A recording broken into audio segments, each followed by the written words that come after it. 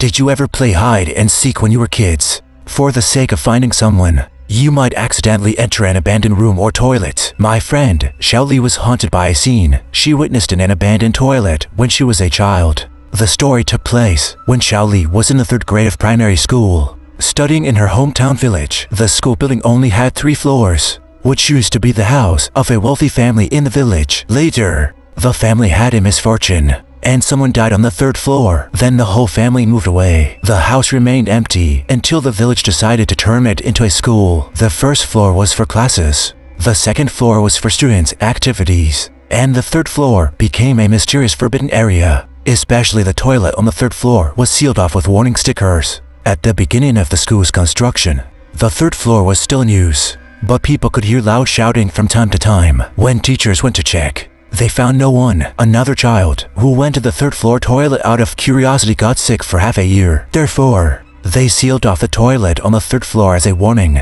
One afternoon, during Xiaoli's 3rd grade physical education class, it suddenly started pouring rain. The PE teacher had to let everyone free to play and left the classroom. Their classroom was on the 1st floor. You can imagine what games children played more than 10 years ago. Of course, hide and seek. Everyone chose sides, and Xiaoli was unlucky enough to be the one who searched. After setting the rules, she faced the wall with her eyes closed and started counting down. The others quickly hid. When Xiaoli finished counting, she turned around and saw that her good friends and besties were running upstairs loudly. The others should have already hidden, so Xiaoli must have chased after her bestie.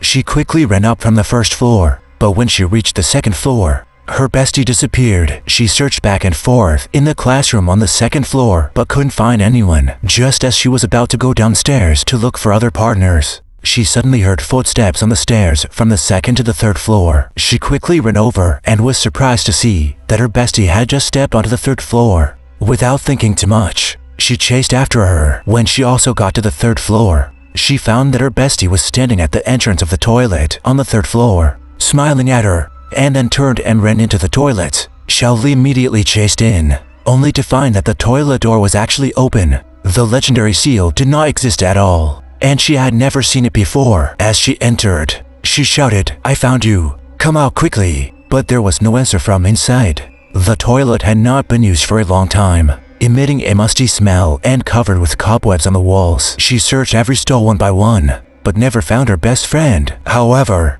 there was only one exit. So where did she go? Just then, the toilet door suddenly closed by itself. Xiaoli was startled and noticed that the ritually dry ground had turned blood red. She was so scared that she quickly pulled the door. Luckily, it was just closed and not locked. She rushed downstairs and found everyone had already come out and were looking for her. Her best friend was also on the 1st floor, and when they saw Xiaoli coming down, they asked, "Where did you go?" Xiaoli said, "I went to the 3rd floor to look for my best friend."